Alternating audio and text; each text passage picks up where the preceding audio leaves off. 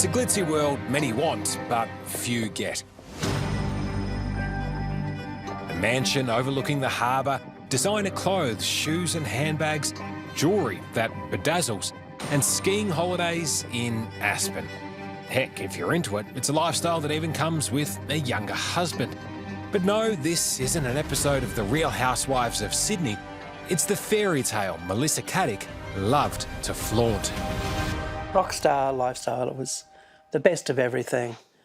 The beautiful cars, the artwork, the statues, it was just gorgeous, gorgeous stuff. It was obvious she was living that lavish life. The high life.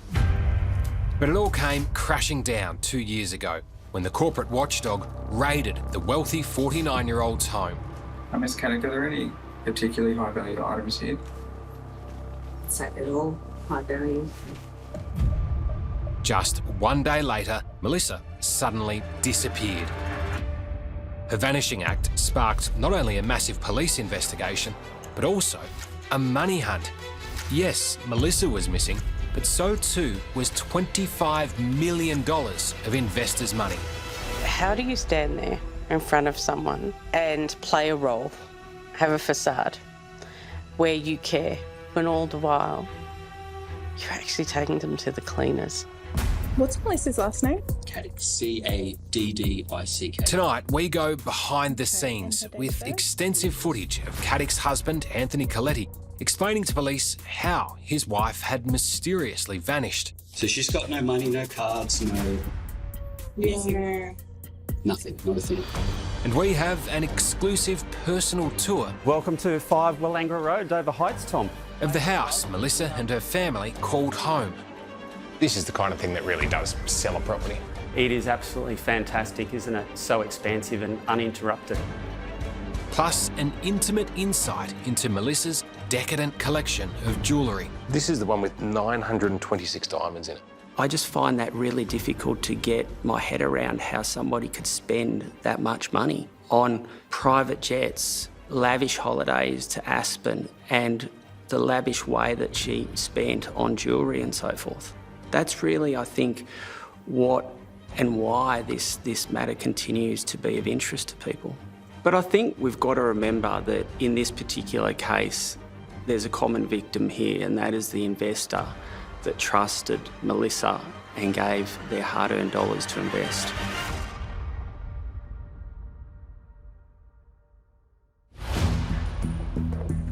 On the 13th of November 2020 at 12:24 p.m, 2 police officers arrive at the luxurious home of Melissa Caddick and Anthony Coletti in Dover Heights, part of Sydney's exclusive eastern suburbs. Brilliant, thank you. What was your name, sorry? Anthony. Alrighty. They're here because Coletti reported his wealthy wife missing after strangely waiting nearly 30 hours. I'll just let you know, I've got my body-worn camera on, it's just recording. Newly released police body camera footage gives us a front row seat to the unfolding drama. Is that her phone? Yes. So she's gone out with nothing, like no keys, like no money, no nothing. We witness each moment of Anthony Coletti dealing with the idea his wife has completely disappeared. I've contacted her direct network. No one knows anything. Okay. Within minutes of arriving, police officers are given an eye-opening introduction into the extravagant lifestyle Melissa Caddick led, including a home visit from one of Sydney's most expensive jewellers. 5 p.m. is the next thing. What's happening at 5? Stefano Canturi has made her a one-off piece. Who's that? Canturi Jewels? Wow, huge in the city. He's massive. Did the thing for Nicole Kidman's Moulin Rouge, that thing. Superstar jeweler. So he was going to come over here. At 5 o'clock. Anthony is also quick to explain to police about a private meeting with French fashion house Christian Dior, booked for the very day Melissa vanished. She had an appointment in Dior, which, as you know, she wouldn't miss for the world. Did it have anything distinctive? For police, it's becoming a missing person call-out like no other. But there's more surprises ahead for them. 9, 60, 31. What they're about to find out is just 2 days prior, Australian Federal Police and ASIC investigators had stood in this very house. So are there any items listed on there that are on the premises? Yes. Yes. What items are they? Phones, jewellery, computers, storage devices, records. Okay. And where are most of these located? All over the house. All over the house? Okay. They were in the middle of a 12-hour raid on Melissa Caddick. We also want to seize any items of jewellery that are currently being worn by Melissa. It was the moment the high-flying investor's world imploded. What the investigators found in her ritzy sanctuary was like an Aladdin's cave. These belong to Anthony. These belong to me. Yep. Belongs to me. Dior and Cartier watches, glittering necklaces, some worth nearly $500,000, even though Melissa was talking down their worth. What would you consider high value? For each piece. Yeah.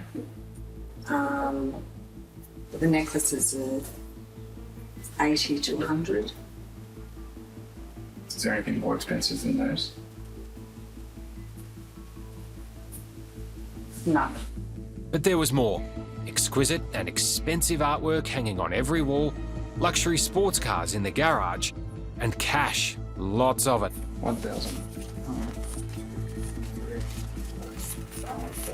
Ms. Caddick, are there any particularly high value items here, just in terms of, say, storage? So they're all high value. This footage is the last confirmed sighting of Melissa Caddick. When Anthony Coletti tells the visiting police officers 2 days later about the ASIC raid, he still seems naive about the entire event. Nor did he pick up that Melissa was upset about it. But for the police, it raises alarm bells. How did she seem last night? Look, she was fine. Obviously, she was shaken because we've been through a massive ordeal. Yep. And she's not guilty. We've worked very hard for what we have and both very honest, and it's completely out of character for her. But she's clearly taken it bad. I didn't see it the night before. I just thought, okay, she was very loving and very normal. This is his recollection of the last time he saw his wife. What time did you say it was that you last saw her? On Thursday night? It would have been, I would say, probably 12 o'clock at night. And by the time I'd woken up, she was gone. Okay. Anthony then explains Melissa's 15-year-old son claimed that he heard his mum leaving at 5:30 the next morning, less than 12 hours after investigators raided the house. She left behind everything. Does she drive? Is her vehicle? She does. Her car's here. She's gone on foot. Everything's here. She's not taken a thing. Not a thing. How tall is she? Like a little bit over 5 foot. Any tattoos or anything like that? She's got 3 tattoos. We've got the same ones. Those ones there. So we both got those. But you're not going to see she's got shoes on. So. Yeah. Yep. Thank you. By the time they leave, officers are concerned. Hey, Anthony. And return just 20 minutes later with a senior male colleague. Yeah, mate, I'm just a bit concerned. Can we go upstairs and have a chat? Yeah.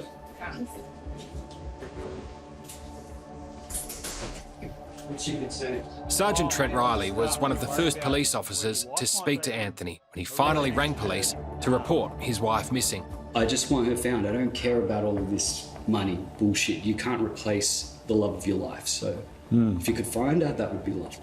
Look, Anthony, I'll be honest with you. I'm a bit worried that you're not telling me the full story about what's going on. This is the full story. Yeah, like I said. The story seems to be chopping and changing a little bit, and I'm concerned that you know something more. Like, the best policy is the honesty right now to let us know, because we want to find out. I'm concerned where she is. I want to find where she is. Good. So I need you to tell me everything, and I need you to tell me the truth. It's everything. And you said earlier to me that she hasn't got any mental health issues or anything? She doesn't. This is completely out of character. I've never done this once before. Never. Ever. She's never missed an appointment. Like, Her appointment is so detailed, and she makes every appointment like this isn't her at all. Okay. Police then ask to see where Melissa slept. I was here, woke up at 5:45, and she was gone. Yeah. And that's when he heard her walk out the door at 5:30, or close enough to. Okay. Right. But yeah, this is the last place I've seen her. So she didn't say anything to you at all? Not a thing, which is uncharacteristic in itself. Usually she would, say, "Oh, good morning," or she'd give me a kiss or whatever. I didn't get that. Anthony shows officers a similar pair of Asics running shoes to what Melissa would have been wearing when she was last seen. But the questions keep coming. My concerns are that I don't understand why you didn't ring the police yesterday. I didn't think she was missing. Mate, the only reason I'm grilling you is because I'm very worried about these set of circumstances. I understand, and this is your job. This is what you should be doing. I get that. Police then do a cursory search of the house. Are they her shoes as well? Yes, she's got a lot of shoes. Along the way, they ask for a photo of Melissa. No, I don't want it on social media. We need to find her though. Look, okay, yeah. If you think it's going to help, you do what we have to get consent off you at this stage. Okay. But if you think it's going to help, I'm happy for you to do it. Okay. They check out the cars, her Mercedes and his souped-up Audi. And that's her little black car, is it? That's her car there. And that's your one? Yes. Nice. And Melissa's office. Keep all these doors locked, do you? Well, you can't be too careful these days, but let me tell you, the feds went through everything. Yeah, right. Every square inch. You had no idea they were coming, they just knocked on the door. They rocked up at like 5:30 something in the morning. And the wine cellar packed with $120 bottles of champagne. And she hasn't even taken any grog. Like I said, if she has not taken her phone, she ain't going to take nothing. That's her first one. Absolutely. Like I said, she's diligent. She's like a robot. Yep. Calendar is full. Every appointment's done. Diligent. Then, the piece de resistance, the rooftop view. Good for New Year's? I haven't been here for New Year's in 10 years. Oh, really? Yes. I was looking forward to a New Year's this year, but I'm not so sure now. You know, it doesn't, like I said, it doesn't mean anything if you don't have the love of your life in it. Anthony's demeanour during the police visit surprised officers, with one later stating that Coletti had been evasive, vague and inconsistent. But he did get emotional at the very end. If anything comes up, please give us a call straight away because we need to find her straight away, okay? Yeah. Right. If there's anything we can do for you, let me know. Look, I'm okay. Like, I'm fine. Like I said, if you can find her, that's the only thing you can do for me. Righto. Hopefully you can. While Melissa's husband is talking to police about his vanished wife, more than 40 investors are going about their day with no idea that the woman in charge of their superannuation and investment funds has disappeared. When Bruce Gleeson embarked on what became a 2-year treasure hunt for Melissa Caddick's fortunes, he could never have predicted what lay ahead. He's gone from not just liquidator to now high-end jewellery spruiker and real estate agent, gathering every last lucrative item the financial fraudster left behind. And this is one we'd seen Melissa photographed in quite a few times as well. Yes, with the ball gown, yes. Today, he's giving us an exclusive insight into Melissa Caddick's impressive jewellery collection, which is about to go to auction. Can I pick that one up? Yeah, let's pick that up. Wow. And so you can see the weight in it. You can really feel it. Yeah, 330 grams. And I can't even count how many diamonds there are there. From bejewelled necklaces worth nearly $400,000. Again, I mean, you can feel the weight or something like that. Look, the weight with the pieces that we've got in front of us is the thing that's most notable. And the price tags. Yeah, and the price tags, yes. To exquisite bracelets. You can see how cautious both of us are when we're holding this. This is the one with 926 diamonds in it. Absolutely. And rings fit for royalty. With more than 40 investors having lost $25 million of their life savings, Bruce has meticulously unravelled the financial scheme Caddick conjured up. So, I mean, this is important for you, for getting money back for investors. Oh, critically important. These represent the next sort of class of assets because at the end of it, this is all sort of about making the pool as big as possible for investors. Melissa would have spent, in the vicinity of $3 million on all those items. On jewellery? And designer clothes. So Melissa purchased all of these with those funds that she's stolen from investors? That's correct, yes. Come on through, Tom. Beautiful, uninterrupted views of Sydney Harbour and the skyline. That is a decent view. Absolutely fantastic, isn't it? With an eye-watering ticket price of around $10 million, the jewel in the crown for the liquidator is Melissa Caddick's luxury eastern suburbs home, perched on a hill overlooking Sydney and the Harbour Bridge. This is the kind of thing that really does sell a property. It is the marquee asset of what we're trying to deal with in this matter. When Melissa disappeared, she still owed $4 million on the house, but regardless, the sale last weekend will provide the largest single lump sum going back to investors. Yeah, there was all of that initial despair for investors. Is your hope now that they are going to get, I guess, a decent chunk back of what they thought they'd lost? Oh, look, Tom, we continue to work for the investors to work towards getting them a return, and that's never lost sight in our focus, and certainly in terms of the work that we've done in carefully sort of bringing this to market. That's always a key focus for us. Do you know what that's saying? While the victims are desperate to retrieve as much as they can, what's almost worse for them is the deception and betrayal of Melissa Caddick, a woman they thought was their friend. Most of the investors were actually her nearest and dearest. She even cruelly lied to her very own parents, who trusted her with $1 million to invest in property, which their daughter then blew on fueling her expensive desires.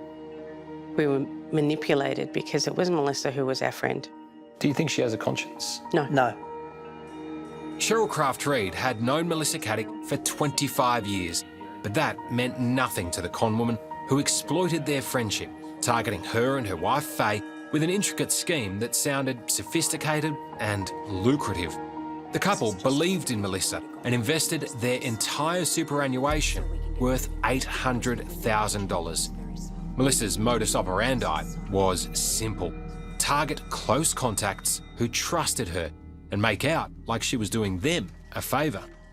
She had a story, and the story was that she'd worked for another company, that her and two other people had built this program, and it was such an amazing program that one of the superannuation houses bought it out, but her share of that money was $86 million, and she was not allowed to work in the industry for 10 years, which she didn't.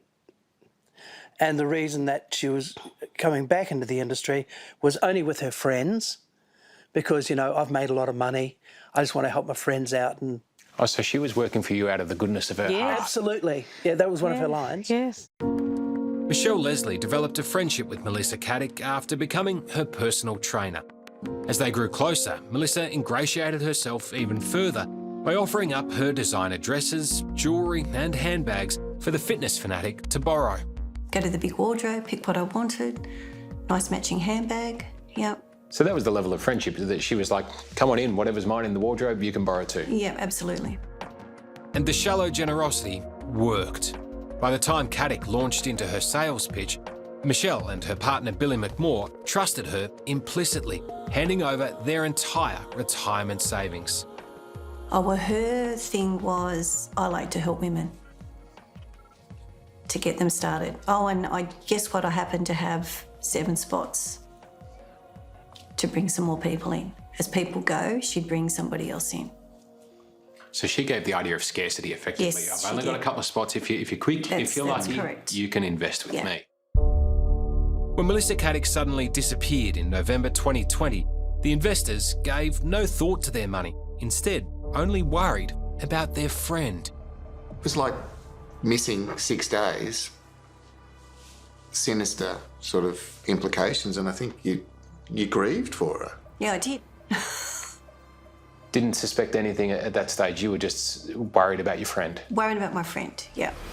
It was empathy Melissa herself never reciprocated, as she happily lied to her friends while spending their life savings to feed her opulent lifestyle. But when the investors learnt about Caddick's disappearance through the media, unease set in. Slowly, it dawned on them that perhaps their entire friendship with Melissa Caddick was based on a web of lies. So what happened when you called ComSec about these investments? When I called them and told them the account number, they then said there was no such account number. And it's the first real point in time that I allowed myself to believe that everything Melissa had told us was a lie. When the shine came off, Melissa's financial business, Malava, was actually nothing more than a Ponzi scheme set up in 2013 to defraud investors. The portfolios and monthly updates were fake. The investments simply didn't exist. Caddick herself was even operating on a fraudulent financial services licence. Her level of deceit flabbergasted the liquidator, Bruce Gleeson. You do this work for long enough and you think that nothing will surprise you, but then you get a matter like this and the level of interest and the level of mystery has absolutely blown me away. When is the first time you've uncovered evidence from that Melissa was defrauding her clients?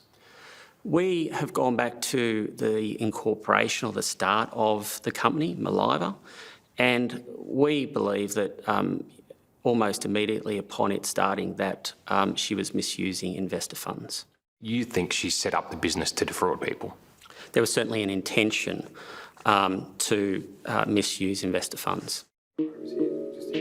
Put simply, Melissa Caddick was living off the retirement savings of her friends and family. Every time she flaunted new artwork, a couture dress or bespoke jewellery, it was an indication to investors that business was good. But in fact, it was the opposite, just another dirty symbol of their money being blown. When you look at the holidays, when you look at the cars, the home, the outfits, it was always Dior, it was always Chanel. It was a very well put together picture. So if you could build a life, and the quote that comes to term for me is, you know, to make money, you've got to look like you have money. That was our hard-earned money that funded her lifestyle in a frivolous way. That I think the part for me shows from her point of view a lack of respect for all the things that we had to do to earn that money. When Melissa Caddick disappeared, all that was left of the $25 million she'd stolen from investors was $700,000. In the 7 years prior, she'd been on 25 overseas holidays, splurging $62,000 on just one trip to Fiji. Even the penthouse she bought for her parents was being paid off using investors' money. Well, it was the betrayal. Just to go, oh my God, just the lies and the stories this lady spun. I wonder if she just did it to everybody like that. Must have. With the full picture now, how do you describe her personality? Oh, narcissist. Evil woman. There was no end to Melissa Caddick's lies, and no one too close to her that she didn't target, including her father-in-law, Rodo Coletti, who only agreed to speak out early last year if we didn't identify him. Luckily, Rodo didn't hand over his life savings to her, but she happily took something else she needed from him: his identity. Have you ever done any work for Melissa's business, Malava? Absolutely not. I've never been asked, but I never would do it anyway. You know your signature turns up in some of her business's documents. Shouldn't. Does that look like your signature? Let me have a look at it. That is not my signature. If you see my signature, it's very distinctive, and that is not it. Not mine. Bruce Gleeson is first and foremost a money man, but he's now also come to understand Melissa's personality better than most. What sort of psychological traits does it take to try and pull off a scam like this? I think somebody that is very charismatic is a key trait. There's a level of self-confidence and also a level of invincibility. I'm fascinated to know, did Melissa sense that the net was closing in, or were there no telltale signs that she was prepping for the end of all of this? I think classic with people that operate Ponzi schemes, Tom, they never think that the scheme will end. There's, as I said, this level of invincibility that it will just keep going on. But history shows us that all Ponzi schemes fail at some point. In the aftermath of her disappearance, following Caddick's wicked money trail was hard enough, but trying to find the fraudster herself was proving to be an impossible task. Why did it take 30 hours for her husband to report her missing? The New South Wales Police search for the luxury-loving Melissa Caddick went far and wide, but the person they believed could help them more than anyone else was the one closest to her husband and former hairdresser, Anthony Coletti. He was interviewed numerous times by investigators, but didn't shed much light on her whereabouts. At one stage, on the Thursday, did you ring Melissa's mother or the father? No, I only called her off my phone as I was supposed to be doing her hair. So when was that? When were you supposed to be doing the hair? I was supposed to be doing it on a Wednesday, which I'd postponed till Thursday, which I'd postponed until a week later, and obviously everything unravelled after that. In this interview, a frustrated Detective Sergeant Michael Kiner is digging in about why Coletti didn't tell family and friends that Melissa had vanished the day after the ASIC raid.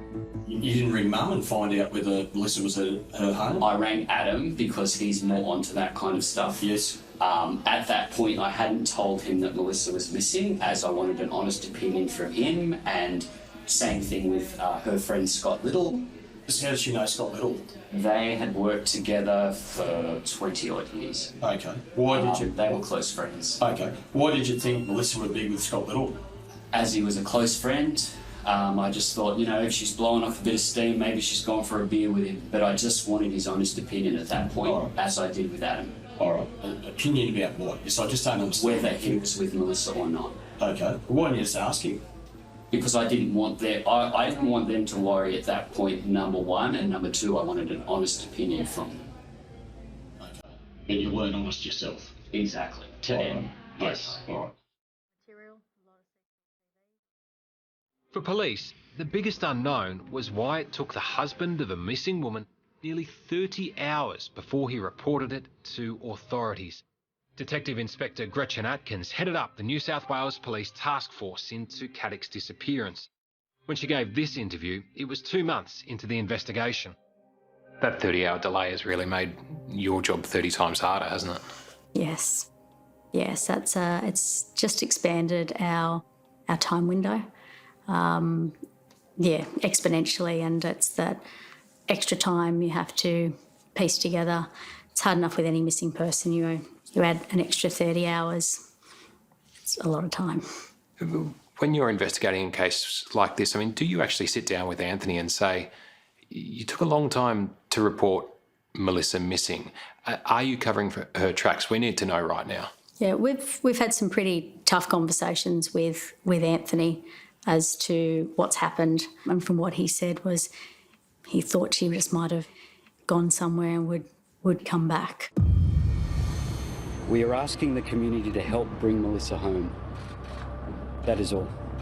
7 days after her disappearance, Anthony Coletti and Melissa's brother Adam Grimley fronted the media in a desperate plea for help. Melissa, please let us know that you're safe and sound. We love you. This is out of character. We just need the communities of Australia to come together to help bring her home. Would you say Anthony's been proactive in the missing persons operation? I'd say he's doing what he can to assist us when we ask for help. I think he's struggled to be what you would expect to be proactive. He's still trying to, I think, a little bit come to terms with what might have happened. Anything we've asked for, he'll give us, but yeah. From that, I sort of gather that in a normal missing persons case, the family is out there. They're doing everything they can, really, yelling from the rooftops, trying to draw attention to this.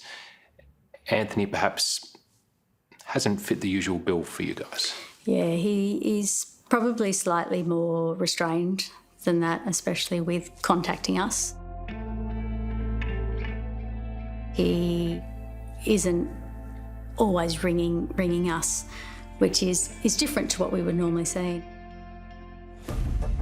Anthony Coletti's father, Rodo, conceded to us back in March 2021 that his son might not be everyone's cup of tea, but he defended Anthony, believing he had no idea what his devious wife was up to.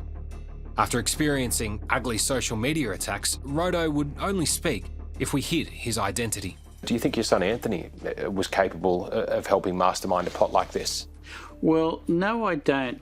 Anthony is a hairdresser, a damn good hairdresser, but I don't believe he has the capacity to know what a financial scheme is. I don't think he could have been in it at all or known what was going on. Even if he didn't know what was going on, he would believe everything he was told. Back then, Rodo told us that Anthony still believed his wife was innocent. Do you think Anthony's in denial? I believe he is in denial, delusional denial. He doesn't want to believe that the woman he loves and married is capable of it, but unfortunately the proof's stacking up so much against her. If I was made for this, why isn't it happening? Melissa Caddick and Anthony Coletti were an unusual match. The much younger man, who became a DJ once they got married, was originally Caddick's hairdresser.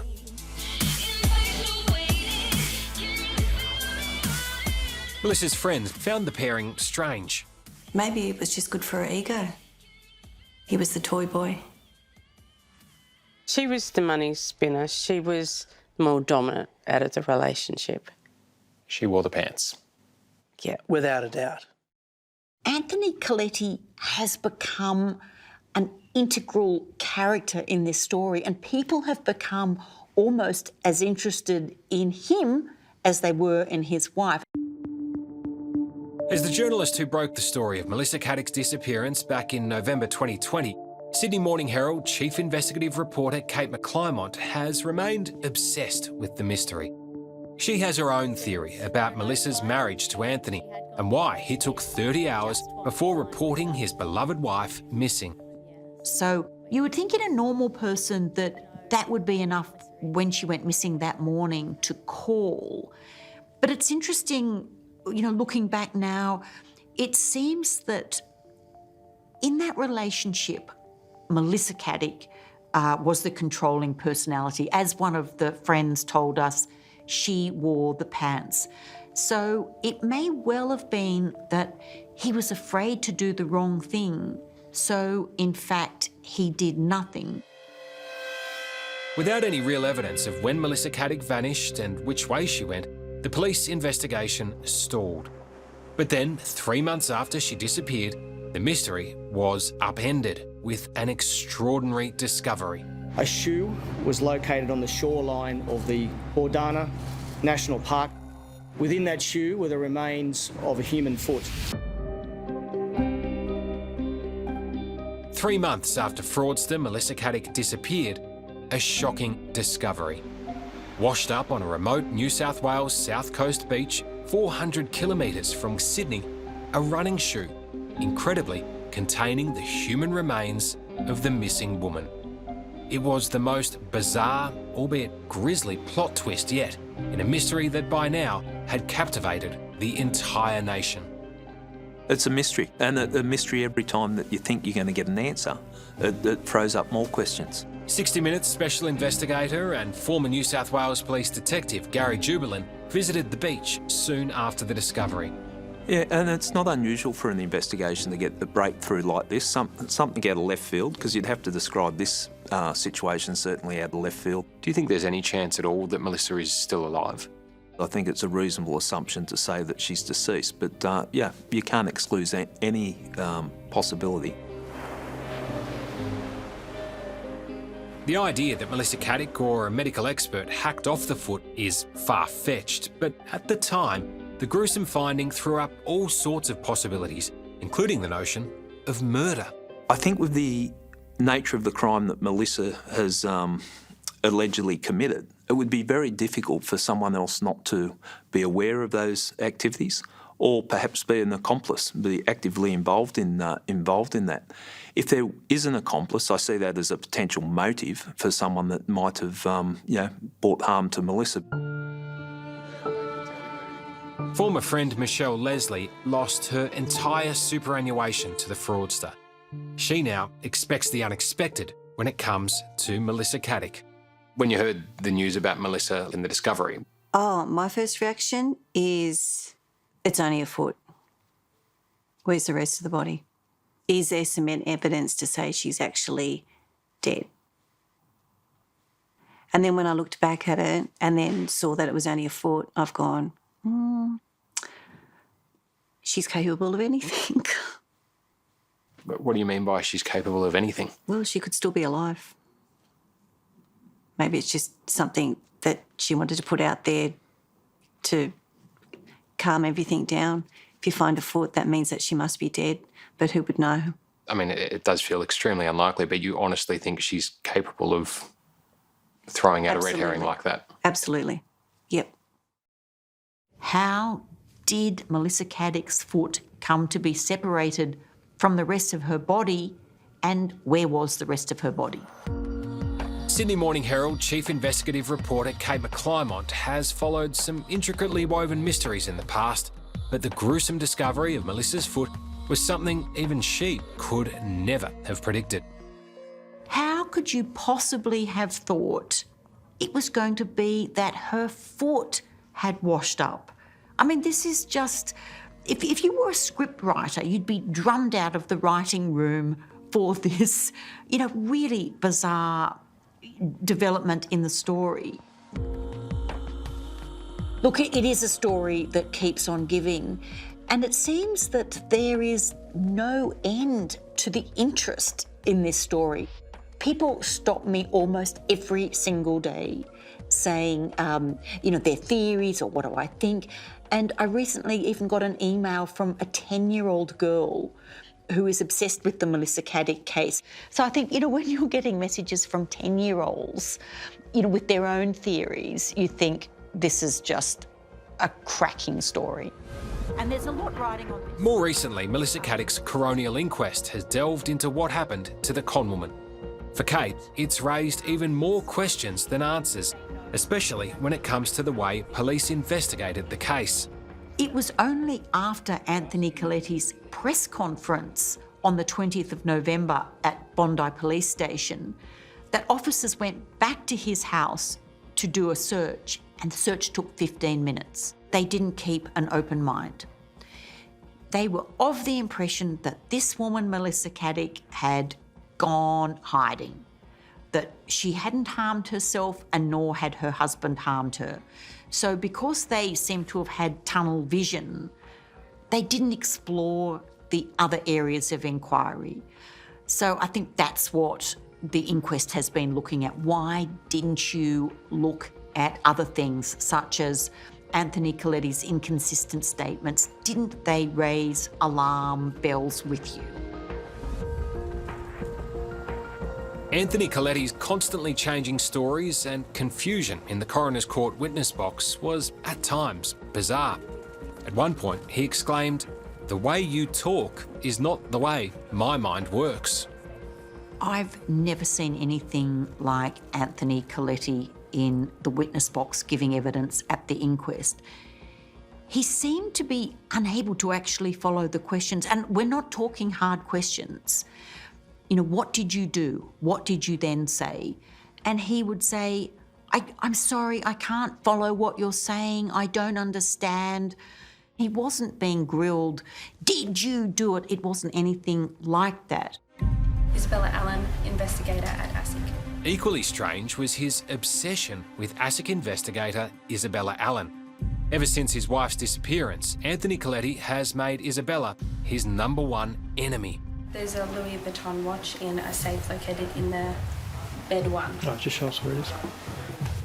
Coletti blamed Isabella and her team for his wife's disappearance, alleging they were abusive during the ASIC raid at their home, also claiming they refused to give food and water to Melissa. He even wrote a full album ranting about the raid. You allowed a greedy girl from a large corporation to interrogate our family for 14 hours. She has become the unlikely nemesis in Anthony Coletti's life. And in fact, his behaviour became so alarming, he was going to ASIC's headquarters and sticking up posters, basically saying ASIC equals woman slaughter rather than manslaughter, and singing his songs, that Isabella Allen actually applied for an apprehended violence order because they were fearful that Anthony Coletti's behaviour was escalating. During the inquest, the ASIC investigator called Coletti out. Isabella Allen's evidence in court was basically, we treated her with respect. Somebody was with her all day. She was allowed to go anywhere that she liked. And I think one of the most extraordinary pieces of evidence was, in fact, at one stage, Melissa Caddick was filing her nails, and then mid-afternoon, she said she was going for a nap. But with all the drama at the inquest, so far the mystery as to what happened to Melissa Caddick remains. If we were hoping to come into this inquest to get definitive answers, I think people are going to be sadly disappointed.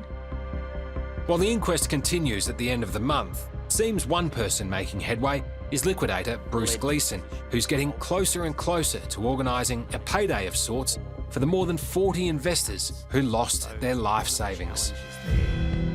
Melissa Caddick made deception an art form. Everything about her was fake. She operated under a fraudulent licence, she lied to her family and friends, and she used their money to create a ritzy mirage of wealth and splendour. After 2 years, Caddick liquidator Bruce Gleeson believes he's almost at the end of the complicated money trail. Apart from selling her house and the upcoming auction of Caddick's jewels, gowns and collectible artwork, Bruce Gleeson has also discovered another hidden treasure. There's a share portfolio which is quite significant. At the moment, we're confident that there will be quite a healthy return to investors. I know you can't give me specifics in terms of actual dollar amounts, but a significant amount?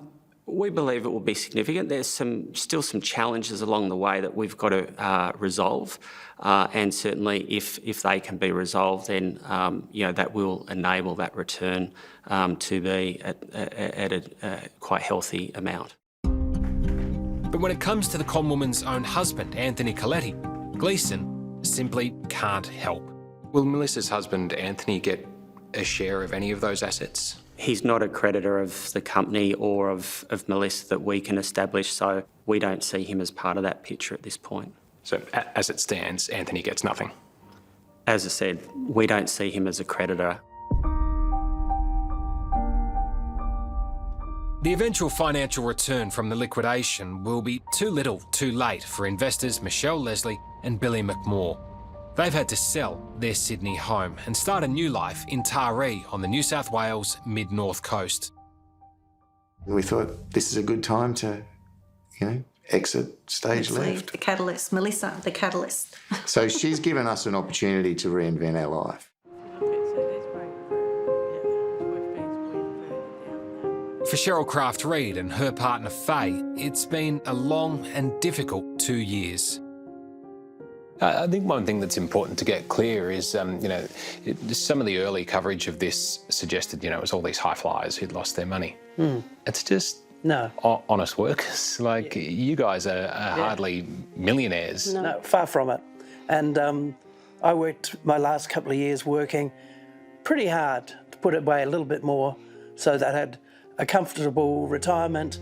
I wasn't relying on the government. 2 years on from Melissa Caddick vanishing, and police are no closer to understanding the mystery of the missing conwoman. Her family and friends are just as baffled. I have incredible guilt because Faye was hesitant. I dragged us into this. I made the decision. Faye accommodatingly went yes to it. I just didn't pay the attention that I should have because it was Melissa, because she'd been with us in our family. So I have guilt, but I'm not going to compound that guilt by being a victim. So, that piece itself is another substantial piece in the collection. It's amazing, like even just the smallest one on here, most people would love to own that, let alone the entirety of it. Just around your neck. Standing here looking at millions of dollars in gold, diamonds and sparkling gemstones, it's quite overwhelming. But there's only one question that really comes to mind. Was all this glitz and glamour Melissa Caddick yearned for really worth it? Hello, I'm Tom Steinfort. Thanks for watching 60 Minutes Australia. Subscribe to our channel now for brand new stories and exclusive clips every week. And don't miss out on our Extra Minutes segments and full episodes of 60 Minutes on 9now.com.au, as well as the 9Now app.